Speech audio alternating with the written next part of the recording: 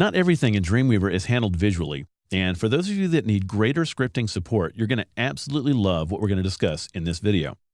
For CS4, Dreamweaver has added enhanced code hinting support for JavaScript, DOM scripting, and the Spry framework.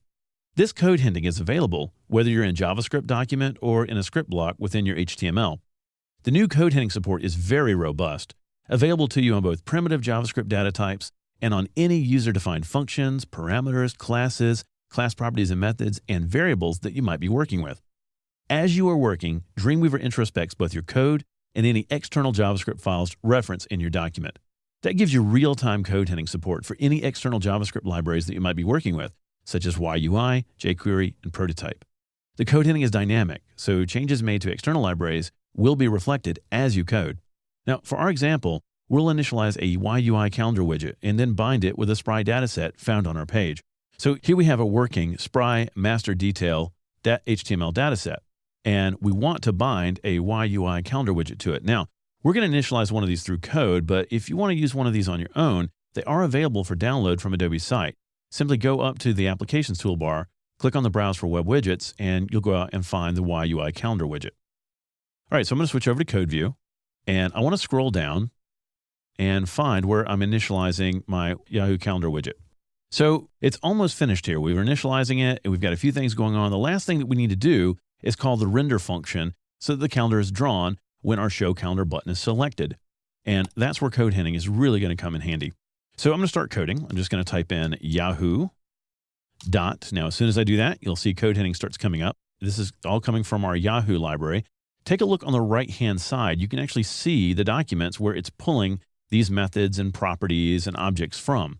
So I'm going to type in Yahoo dot, and then we'll say example. Now, as soon as I type in EX, it jumps right down to example. I can just hit enter, and it'll finish typing it for me. So it helps me speed up my coding. We'll do the same thing with calendar. And now here's something that's pretty interesting.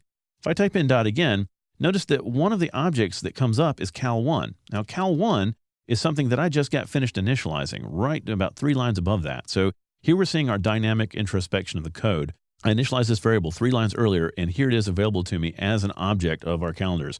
If I had multiple calendars, I would be able to choose from multiple calendar names. So let's finish typing that, and then we'll type in dot and then render. So it knows that this is a calendar, and it knows that the render method is available to it. So let's finish that. Why don't we save this, and we'll preview it in our browser. And as soon as I click on calendar view, there's our calendar. Well, our calendar is appearing on the page now, but right now it's not bound to any of our Spry data. So we're going to need to go back into our code and finish up with our binding. Now, in order to make sure that your code hinting is working properly, our JavaScript has to be well formed. If there's an error, it can disable code hinting and really slow you down.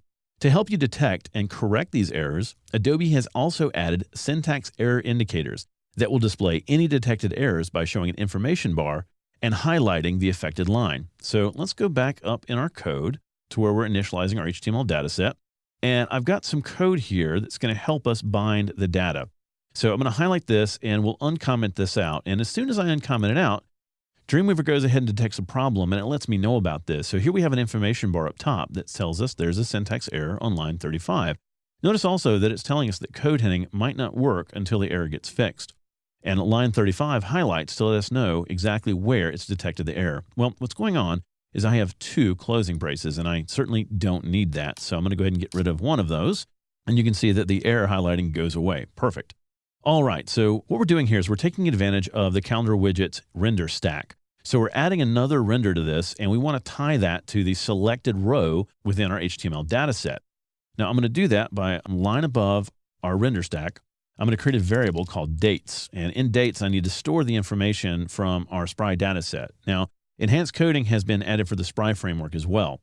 So what I'm going to do here, as soon as I type in cal4, which is our HTML dataset, and hit dot, I get all these methods available to me for our datasets. And if I type in get, I can go down right down to the row and say get current row. And what that's going to do for us is it's going to return the value of any selected current row. And I'm registering this to an observer, so it will continue. And every single time our row data has changed, it'll go ahead and update our calendar widget. So let's go ahead and save our file, preview this in our browser. And now I'm going to bring up my calendar, and notice that every time I click on one of these items, our render stack goes ahead and renders those dates for us. So there you have it, our finished YUI calendar bound to our Spry HTML dataset. Whether you're using Spry or other external JavaScript libraries, or even your own custom JavaScript, Dreamweaver's enhanced code hinting support is going to help you code faster and with fewer errors.